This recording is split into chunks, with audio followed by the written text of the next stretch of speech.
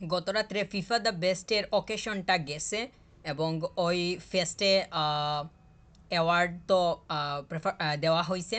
Vinicius Junior সে the best অ্যাওয়ার্ডটা পাইছে, আর ইমিলিয়ানো মার্তিনেজ সে বর্ষসেরা গোলকিপারের অ্যাওয়ার্ডটা তার কাছে গেছে। ফিফা পুস্কাস অ্যাওয়ার্ডটা আলেহান্দ্রো গার্নাচো এর দিকে গেছে। গার্নাচো এর গোলটা এভারটনের এগেনস্টে ছিল, অত্যন্ত নান্দনিক এবং আকর্ষণীয় গোল ছিল, সেটা অবশ্যই আপনারা জানেন।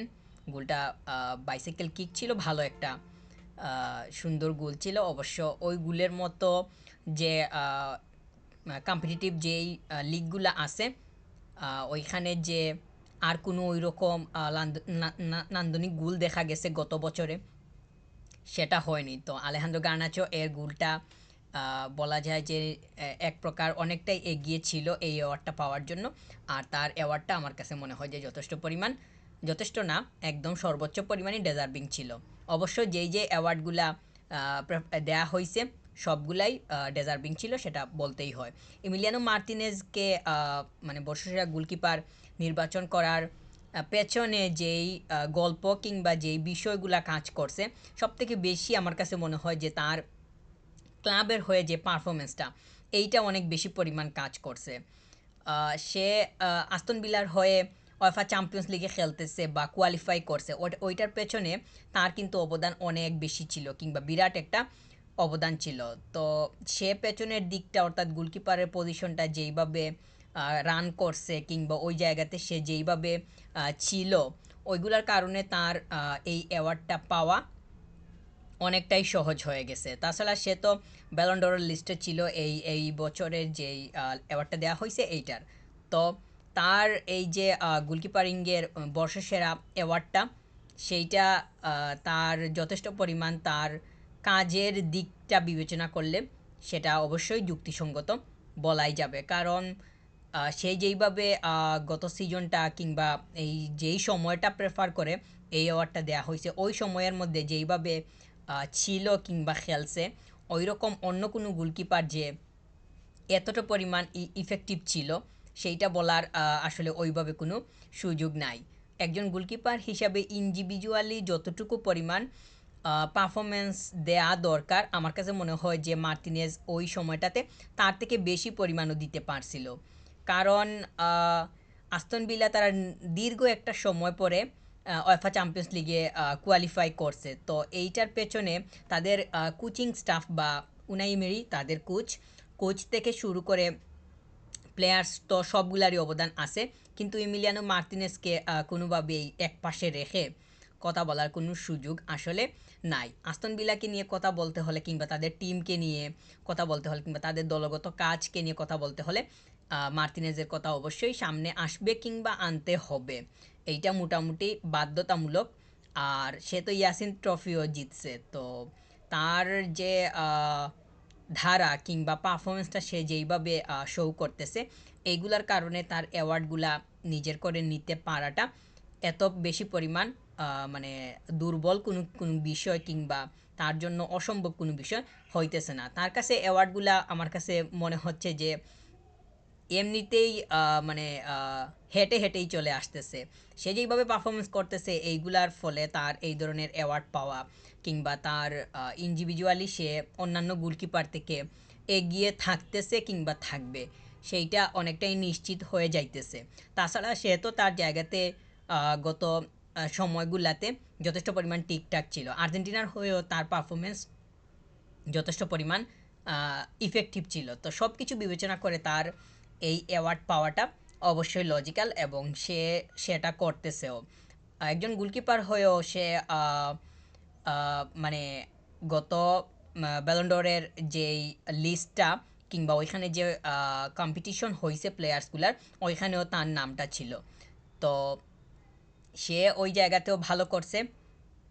আর এখন এসে তার এই যে ফিফা দ্য বেস্ট গোলকিপারের অ্যাওয়ার্ডটা তার নিজের করে নিছে, যেটা অবশ্যই তার জন্য অনেক বেশি পরিমাণ ডিজার্ভিংই ছিল এবং তাকে অনেক বেশি ইন্সপায়ার করবে সামনের দিকে কাজ করতে।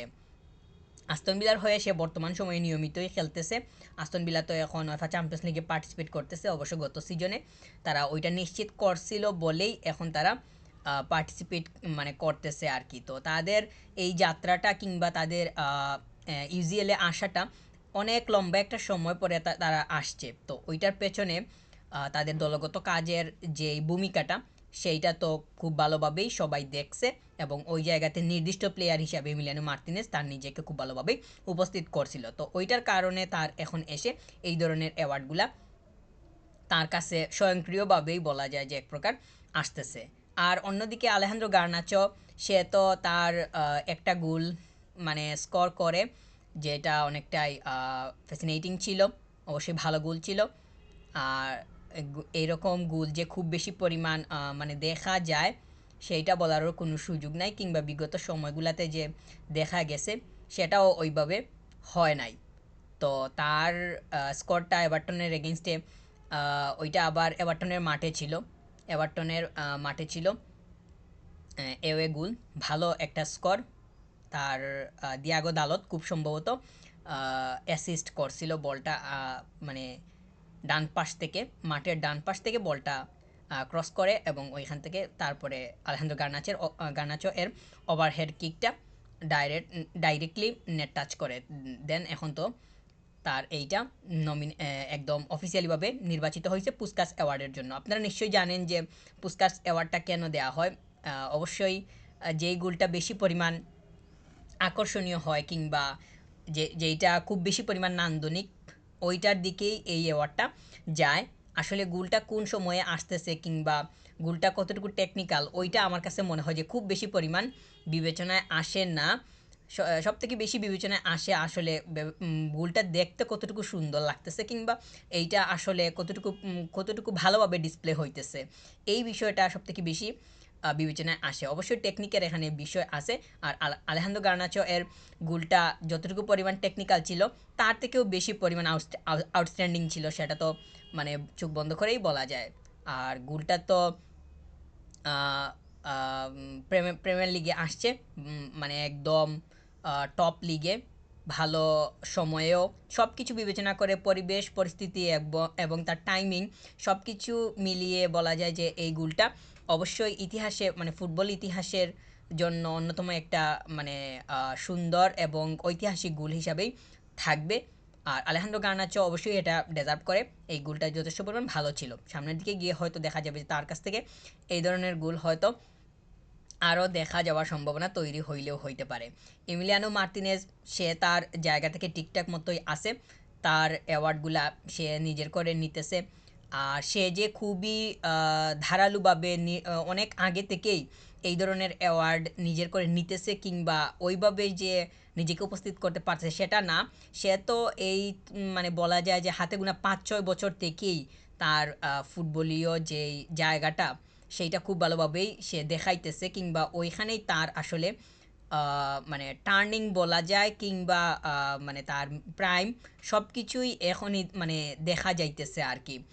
তো সে অবশ্যই এই অ্যাওয়ার্ডটা ডিজার্ভিং ছিল। এখানে অন্যান্য গোলকিপারও ফাইট দিছে এই অ্যাওয়ার্ডটা পাওয়ার জন্য, অবশ্য তার জায়গাটা এগিয়ে থাকবেই বা থাকছিল, সেটা অনেকটাই আগে থেকে অনুমান করার মতোই ছিল, মানে প্রেডিক্ট করার মতোই ছিল। নিশ্চিতভাবে তো কোনো কিছু বলা যাবে না, কারণ কে জিতবে না জিতবে সেইটা তো পাবলিশ না হলে সেটা তো মানে বলা অসম্ভব।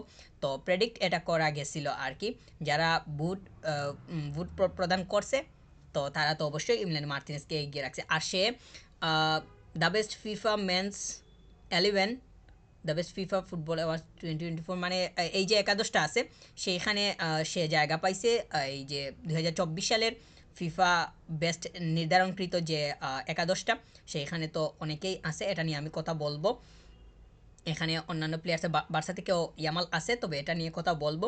কিন্তু ইমিলিয়ানো মার্তিনেজ সেও জায়গা পাইছে, অবশ্যই সে বেস্ট গোলকিপার হয়েছে, সে তো জায়গা পাবে সেটা তো অবশ্যই বলাই যায়। আলেহান্দ্রো গার্নাচো অবশ্যই এখানে তো জায়গা পাওয়ার কোনো কিছু নেই, তার একটা গুলি আছে, অন্যান্য কোনো জায়গাতে তার যে খেলার ওই ধরনের ইফেক্টিভ কোনো কিছু ছিল আর ওইগুলো বিবেচনা করে যে সে এখানে জায়গা পাবে সেটারও কোনো সুযোগ আসলে নাই।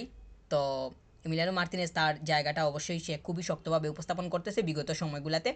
আর আস্তন ভিলার হয়ে সে কীভাবে আর কি করতে পারে কিংবা তার যাত্রা এর শুভ সূচনা, মানে শুভ সূচনা বলতে শুভ ধারাটা কতটুকু পরিমাণ বজায় থাকে সেইটা আসলে সময় বলবে এবং সামনের দিকে গিয়ে দেখা যাবে।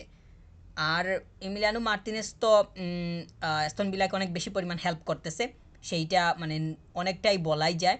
আর এমিলিয়ানো মার্তিনেজের কারণে আস্তন ভিলা তারা অনেক বেশি পরিমাণ উপকৃত হইতেছে। অবশ্য সে এখানে খুব ভালোভাবেই আছে। যদি সে এখান থেকে বের হয়, অর্থাৎ আস্তন ভিলা যদি যদি সে মানে লিভ করার ট্রাই করে, তাহলে এটা তো আসলে এই ধরনের কোনো কিছু নাই, আমি এমনিতেই বলতেছি।